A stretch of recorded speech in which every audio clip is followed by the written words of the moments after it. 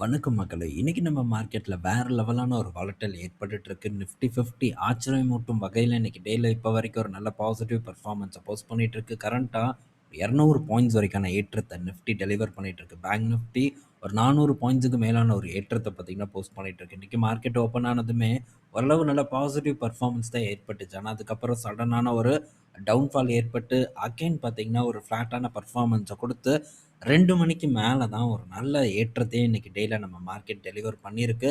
But பிரச்சனைகள் முடிந்ததா? Global மார்க்கெட்ல குளோபலா அப்படின்னு நம்ம பார்க்கும்போது, எந்த ஒரு பிரச்சனையும் சால்வ் ஆகல. துபாய் ஏர்போர்ட் கிட்ட ஏதோ ஒரு ட்ரோன் தாக்குதல் நடந்திருக்கு. ஸோ தொடர்ந்து பஞ்சாயத்துகள் ஓடிட்டு தான் இருக்கு. பட் இருந்தாலும் இன்னைக்கு டேல நம்ம மார்க்கெட்ட ஏத்தி வச்சு அழகு பார்த்துருக்காங்க. நிலைக்குமா? அப்படிங்கிறதெல்லாம் நம்ம பொறுத்திருந்து பார்ப்போம். ஏன்னா, உடனுக்குடன் தொடர்ந்து அடிச்சுட்டே இருந்தா ரொம்ப நமக்கும் பயம் வரும்ல. வாங்குறதுக்கு நம்ம தயங்குவோம்ல. அதுக்கு கூட ஸோ இந்த ஒரு இன்டர்வல் விட்டுருக்கலாம் அப்படின்னு தான் நான் எக்ஸ்பெக்ட் பண்றேன். ஸோ எது எப்படியோ இன்னைக்கு டேல நான் எதையும் வந்து ஃபோக்கஸ் பண்ணல. ஆனா பங்குகள் இண்டிவிஜுவல் ஸ்டாக்ல பலதும் பார்த்தீங்கன்னா, இன்னைக்கு டேல சரிவடைஞ்சு தான் இருக்கு. ஸோ இன்னைக்கு ஒரு நாள் லீவ் விடுவோம் அக்யூமுலேட் பண்றதுக்குன்ட்டு.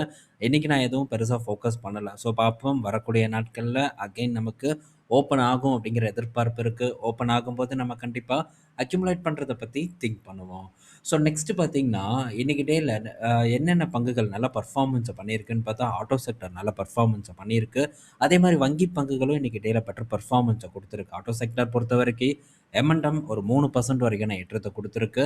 ஸோ பேங்க்க பொறுத்தவரைக்கும் HDFC பேங்க் 2.5% ஏறியிருக்கு. அதே மாரி பஜாஜ் ஃபினான்ஸ் இன்னைக்கு பார்க்கும்போது 2.5% ஏறியிருக்கு. ஸோ மற்ற ஆட்டோ பங்குகளும் இன்னைக்கு டேல ஒரு பெட்டர் பெர்ஃபார்மன்ஸ இப்ப வரைக்கும் வந்து டெலிவர் பண்ணிட்டு இருக்கு. ஸோ இதெல்லாம் தான் ரீசன். இன்னைக்கு டேல நம்ம நிஃப்டி 50 ஒரு நல்ல பாசிட்டிவ் பெர்ஃபார்மன்ஸ குடுக்குறக்கு. அதுபோக இன்னைக்கு டேல சிமெண்ட் செக்டார் பங்கான அல்ட்ராடெக் சிமெண்ட் அண்ட் கிராசிம் இது 2மே ஒரு நல்ல பெட்டர் பெர்ஃபார்மன்ஸ பார்த்தீங்கன்னா டெலிவர் பண்ணியிருக்கு. அல்ட்ராடெக் சிமெண்ட் பார்க்கும்போது கிட்டத்தட்ட ஒரு 4% வரைக்கான ஒரு ஏற்றத்த குடுத்துருக்கு. என்ன ரீசன்? இப்போ மார்க்கெட் சரிவடைஞ்சிட்டு இருக்கு.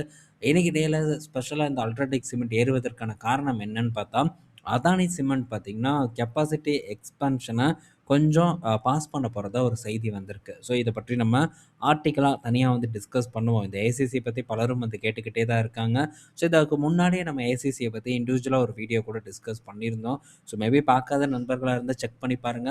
ஸோ இந்த ஏன் இவங்க வந்து இந்த கேப்பெக்ஸ பாஸ் பண்றாங்க அப்படிங்கிறத பற்றியெல்லாம் நம்ம கிளீனா வந்து பார்ப்போம். ஸோ இப்போதைக்கு அவங்க வந்து மார்ஜின ஃபோக்கஸ் பண்ண போறதா தான் அதானி குரூப்ல சொல்லியிருக்காங்க. இன்னும் பல டேட்டாஸ் வந்து கலெக்ட் பண்ண வேண்டியது இருக்கு.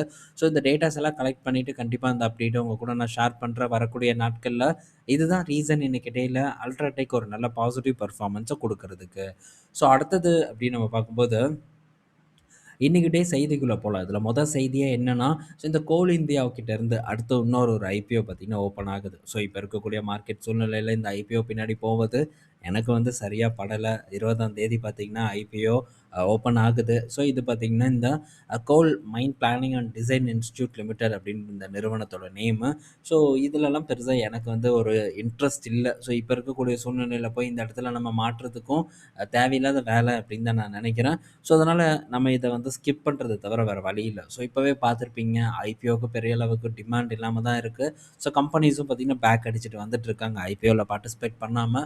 ஸோ மேபி ஒரு நல்ல ஐபிஓ ஒரு மார்க்கெட் ஒரு காமா இருக்கக்கூடிய நேரத்தில வந்ததுன்னா, அப்ப நம்ம அத வந்து டிஸ்கஸ் பண்ணலாம். ஸோ நெக்ஸ்ட் பார்க்கும்போது டிஎல்எஃப் கிட்ட இருந்து ஒரு அப்டேட்டு. டிஎல்எஃப் என்ன சொல்லியிருக்காங்கன்னா, அவங்களுடைய 9 மந்த் சேல்ஸ பார்த்தீங்கன்னா வெளியிட்டிருக்காங்க. இந்த 9 மந்த் சேல்ஸ்ல 3ல 1 பங்கு சேல்ஸ் எங்கேருந்து நடந்திருக்குன்னா, என்ஆர்ஐஸ் மூலியமா தான் நடந்திருக்குன்னு வந்து ஒரு மென்ஷன் பண்ணியிருக்காங்க. கிட்டத்தட்ட 32% டோட்டல் சேல்ஸ்ல என்ஆர்ஐஸோட பங்களிப்பு இருக்கிறதா டிஎல்எஃப் பார்த்தீங்கன்னா தெரியப்படுத்தியிருக்காங்க. 5,650 கோடி மதிப்பிலான பிளாட்ஸ் அந்த வீடுகள வந்து வாங்கியிருக்கிறதா தகவல் வந்து நமக்கு கிடைச்சிருக்கு. ஓவராலா ஒரு 16,176 கோடி லாஸ்ட் 9 மந்த்ஸ்ல இவங்க டோட்டலா வந்து சேல்ஸ் பண்ணியிருக்காங்க. அதுல 5,250 கோடி என்ஆர்ஐஸ் கிட்ட இருந்து வந்திருக்கிறதா சொல்லியிருக்காங்க. இன்னைக்கு டேல இந்த டிஎல்எஃப் பார்த்தீங்கன்னா சரிவடைஞ்சுட்டு தான் இருக்கு. எனக்கு தெரிஞ்சு டிஎல்எஃப் எல்லாம் விரைவில் ஒரு ஆப்பர்ச்சுனிட்டிய ஏற்படுத்தும் அப்படின்னு தான் நான் எக்ஸ்பெக்ட் பண்றேன். வேல்யூவேஷன் நல்லா கரெக்ட் ஆயிட்டு இருக்கு. ஸோ டெட் ஃப்ரீ கம்பெனி நமக்கு மேபி ஒரு நல்ல ஆப்பர்ச்சுனிட்டிய வருங்காலத்தில ஏற்படுத்தலாம் அப்படின்னு தான் நான் எக்ஸ்பெக்ட் பண்றேன்.